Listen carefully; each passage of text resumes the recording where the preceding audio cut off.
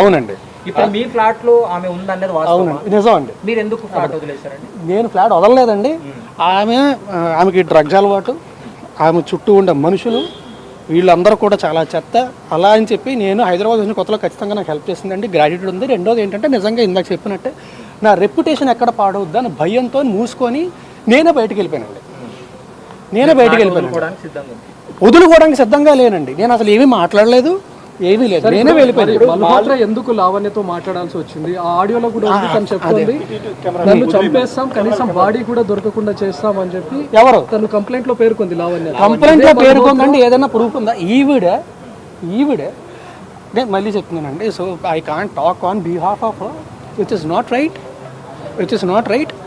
So ఆవిడని బెదిరించిందండి, వాళ్ళ అన్నయ్యతోని చాలా ఫిల్తీ లాంగ్వేజ్లో మాట్లాడింది. ఇదంతా జరిగింది, ఇవన్నీ కూడా వాళ్ళ దగ్గర ఉన్నాయి. వాళ్ళు కంప్లైంట్ ఫైల్ చేస్తారండి. I can't talk on behalf of it's because it's not right. Clarity ఇవ్వండి. అంటే మీరు ప్రతి ఇంటర్వ్యూలో కూడా పెళ్లి చేసుకోవాలని చెప్తున్నారు, కానీ ఆమె చెప్తున్నటువంటి వాటిలో పెళ్లి చేసుకుంటానని నమ్మించి మోసం చేశాడు. ఏమంటే పెళ్లి చేసుకుంటా నమ్మించి మోసం చేశానని ఒక దగ్గర చెప్తుంది, మాకు ఆల్రెడీ పెళ్లి అయిందని ఇంకో దగ్గర చెప్తుంది. గుడిలో పెళ్లి చేసుకున్నా అది చెప్తే అబద్ధం చెప్పడం మొదలు పెట్టినప్పుడు ఏ అబద్ధం అనేది చెప్తారండి. నేను నించోని నిజం చెప్తున్నా. నేను ఇందాక కూడా నేను మీ భయపడి మమ్మల్ని ఎవరి వెళ్ళిపోతాను కదా, నిజంగా ఎంతో ఒక నిమిషం మాట్లాడాలి కాబట్టి కారు ఎక్కానంటే మా డ్రైవర్ తెలియక తీసాడు. అందుకే డ్రైవర్ని కూడా దిగమన్నా అప్పుడైనా సరే 1 మినిట్ ఆగుతారు మాట్లాడి వచ్చేద్దాం అని చెప్పి. నాకు అసలు మీడియాని అవాయిడ్ చేద్దాం అనుకుంటే అసలు ఎక్కడ దాకా కూడా. మీరు లావణ్యతో రిలేషన్షిప్ వదులుకోవడానికి కారణం ఏంటి? తను డ్రగ్స్ తీసుకుంటుందని తెలిసిన తర్వాత వదులుకున్నారా, లేకపోతే ముందు నుంచి వదులుకున్నారా? ఏమండి, 2-3 ఏళ్ళు అంత బాగానే ఉంది. ఆ తర్వాత మా అందరికి ఎటువంటి రిలేషన్షిప్ అంటే శారీరకంగా కానీ ఎలాంటిది లేదండి. అండ్ ఆవిడ వేరే అతనితో రిలేషన్షిప్లో ఉండి నేను ఆవిడ దగ్గర ఉండాలి. ఏంటంటే మీకు మీ పేరెంట్స్కి చాలా చాకరీ చేశాను నేను, నన్ను పట్టించుకోలేదు వాళ్ళు అంటున్నాను. మళ్ళీ చెప్తున్నాను, కాదు, అబద్ధం. ఆ ఇంట్లో కూడా మాకు ఈ సినిమా మొదలైంది ఎప్పుడంటే సంవత్సరం క్రితం అండి. సంవత్సరం కూడా అవ్వలేదు అనుకుంటా. అదే చెప్తున్నానండి. అదే గట్టిగా ఇది భయం వేసిందండి. సార్ లావణ్య ఎలా పరిచయం సార్ మీకు? ఎక్కడ పరిచయం? నాకు హైదరాబాద్ కాదండి, నాకు నిజంగా వైజాగ్లో ఉన్నప్పుడు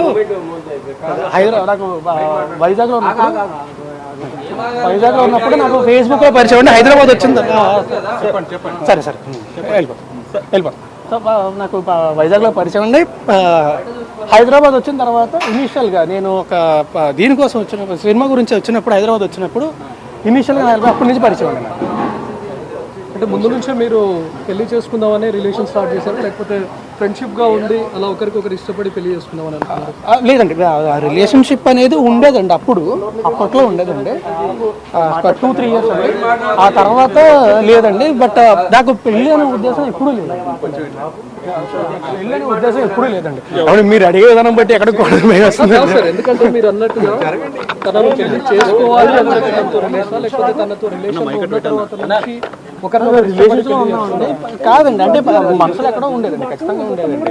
అంటే మేబీ అయితే బాగుంటుంది, మంచిది, డెఫినెట్గా బాగుంటుంది, అయితే బాగుంటుందని ఖచ్చితంగా ఉండేదండి, అందులో డౌట్ లేదండి, అది ఖచ్చితంగా ఉండేది.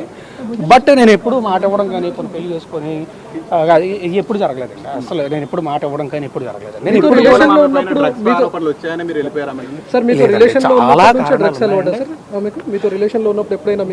2-3 ఏళ్ళ తర్వాత స్టార్ట్ అయింది. అంటే ఆమె మీకు కూడా తీసుకొని వచ్చానని చెప్పింది, ఒకసారి చెప్పింది. ఏమండి, నేను నా జీవితం లావణ్యను బలవంతంగా డ్రగ్స్ కేసులో ఇరికించారు తప్ప నాకు డ్రగ్స్ 45 రోజులు జైల్లో. ఒకటి చెప్తాను, ఇప్పుడు నేను ఆవిడ డ్రగ్స్ కేసులో ఇరికించేంత సీన్ నాకుంటే, నాకు ఈ పరిస్థితి రాదు కదా. ఈరోజు ఈ పరిస్థితి రాదు కదా. దీని నుంచి కూడా అవాయిడెడ్ ఎట్. అంటే ఇప్పుడు మీరు రిలేషన్షిప్లో ఏమండి, నేను కలిసి సినిమా చేసాం, అతి త్వరలో సినిమా రిలీజ్.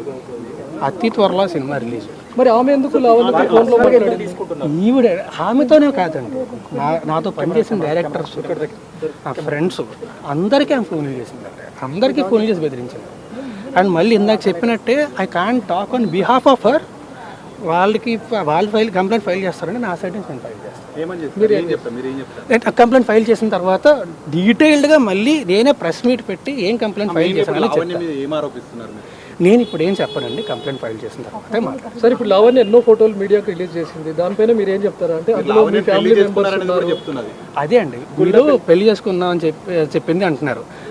ఇందాక మీరు ఏం అడిగారు, పెళ్లి చేసుకుంటామని మాట ఇచ్చాడు అని చెప్పింది అని చెప్తున్నారు ఓకే అని చెప్తున్నారు.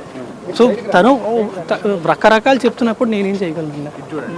అంటే ఇప్పుడు సంబంధం లేనప్పుడు మీ ఫ్లాట్ లో తన ఇన్ని సంవత్సరాల పాటు ఏమండి రెప్యుటేషన్ ఎక్కడ పాడవుతుంది, ఎందుకు రచ్చలు, ఎందుకు మనకి ప్రశాంతంగా ఉందాం అని మాత్రం భయపడి. పెళ్లి చేసుకున్నారా లేదా? లేదండి. ఆమె మీరు గుళ్ళో పెళ్లి చేసుకున్నారని చెప్తుంది. ఏమండి అదే అంటున్నా, మీతోని మేము పెళ్లి చేసుకుందామని చెప్పింది, ఈయనతోని పెళ్లి చేసుకుంటానని చెప్పి మోసం చేశాను అని చెప్తుంది. ఏది నిజం ఉండే? అంటే మీరు కలిసి గణపతి పూజ కూడా చేసేవాళ్ళు. ఏమండి కలిసి ఒక ఇంట్లో ఉన్నప్పుడు నేను జీవితంలో ప్రతి సంవత్సరం కూడా నాకు అంటే గుళ్ళకి వెళ్ళి పూజలు చేసి అన్ని అలవాటు. ప్రతి సంవత్సరం కూడా వినాయక చవితి రోజు ఖచ్చితంగా పూజ చేయడం అనేది నాకు అలవాటు. అంటే ఒక్క రోజు మాత్రం ఖచ్చితంగా చేస్తాను. గణపతి పూజ నాకు అంటే గుళ్ళకి వెళ్ళి పూజలు చేసి అన్ని అలవాటు. ప్రతి సంవత్సరం కూడా వినాయక చవితి రోజు ఖచ్చితంగా పూజ చేయడం అనేది నాకు అలవాటు. అంటే ఒక్క రోజు మాత్రం ఖచ్చితంగా చేస్తాను. మీరు గణపతి పూజ చేస్తారంటే పెళ్లి చేసుకుంటే చేస్తారు కదా? కాదండి, మీకు గణపతి పూజ పెళ్లి చేసి చేస్తారు. గణపతి పూజ చేయడానికి పెళ్లికి సంబంధం ఏంటంటే ఏమంటే ఇద్దరం కలిసి ఒకే ఇంట్లో ఉండేవాళ్ళం అండి. ఒకే ఇంట్లో ఉన్నప్పుడు నువ్వు బయటకు వెళ్ళి కూర్చొని ఒకరిని పూజ చేస్తాను అనలేం కదా. ఎందుకు సార్, ఎందుకు ఇద్దరు ఒకే ఇంట్లో ఉండాల్సి వచ్చింది? ఏమంటే వివరణ live in relationship back then చెప్పా కదా అప్పట్లోని. పరిచయం చేయించారు అప్పుడు? తెలుసండి, మా పేరెంట్స్ కూడా పరిచయం. ఓకే, మా పేరెంట్స్ కూడా పరిచయం. ఈ లావణ్య తమ్ముడు మీతో డబ్బులు తీసుకోవడము, డబ్బులు అడగడం మీద మీకు నేను కంప్లైంట్ ఇస్తానంటే మొత్తం స్టేట్మెంట్ అనేది కంప్లైంట్లు అన్ని ఇస్తాను. ఇచ్చిన తర్వాత మొత్తం ప్రొడ్యూస్ రేట్ చేసినప్పుడు ఏమైనా సెటిల్మెంట్ కి ఏమైనా పిలిచారా మీరు? లావణ్యకి సెటిల్మెంట్ చేస్తామని ఏం సెటిల్మెంట్ అండి? ఈ విషయం ఒకసారి పోలీస్ స్టేషన్ కి వెళ్తా అన్నప్పుడు ఆమె చెప్పినప్పుడు ఆమె నాతో చెప్పలేదండి. నేను సెటిల్మెంట్కి నేను ఎప్పుడు మాట్లాడలేదండి, ఆమె కూడా నాతో మాట్లాడలేదండి. మాల్వి కూడా అలాగే ఈమె ఆవిడికి ఫోన్ చేసిందండి. ఆమె అది మళ్ళీ సారీ అది కూడా మళ్ళీ చెప్తున్నా, అది ఆమె కంప్లైంట్ ఫైల్ చేస్తుంది. It's not right for me to talk on behalf of. 11 ఏళ్ల రిలేషన్ లో ఏనాడు రాస్తారుని ఇబ్బంది పెట్టని లావణ్య ఈ రోజే ఎందుకు కంప్లైంట్ చేయడానికి వచ్చింది? ఈ రోజు ఏనాడు ఇబ్బంది పెట్టలేదు. సరే, ఏనాడు ఫిర్యాదు చేయని లావణ్య 11 ఏళ్ల తర్వాత ఈ రోజు ఎందుకు పోలీసులను ఆశ్రయించాల్సి వచ్చింది? రాస్తారని గురించి ఎన్నో విషయాలు ఎందుకు బయట పెట్టాల్సి వచ్చింది? ఎందుకంటే అండి నాకు తెలిసేయండి, నేను వీని కన్సల్టింగ్ లీగలీ బికాజ్ నా చుట్టుపక్కల ఉన్న వాళ్ళందరినీ ఆమె ఫోన్ చేసి ఇబ్బంది పెడుతుందని చెప్పి నేను లీగల్గా కన్సల్ట్ చేస్తున్నానండి. కన్సల్ట్ చేస్తున్న విషయం తనకు తెలిసి ఉంటుంది. నాకంటే ముందే తను స్టెప్ తీసుకుందాం అని చెప్పి తనకి వెళ్ళారనేటువంటి ఆరోపణ చేస్తుంది. ఏవండి స్టార్ట్ అయితేనే ఇవన్నీ జరిగాయని తన వర్షన్. ఆమె ఏదన్నా చెప్తుంది. సార్ చివరిగా మీరు ఎప్పుడు కలిసారు సార్ లావణ్య? రాజ్ తరుణ్ ఏళ్ళ ఏళ్ళు కాదండి, మంత్స్ అయిందండి.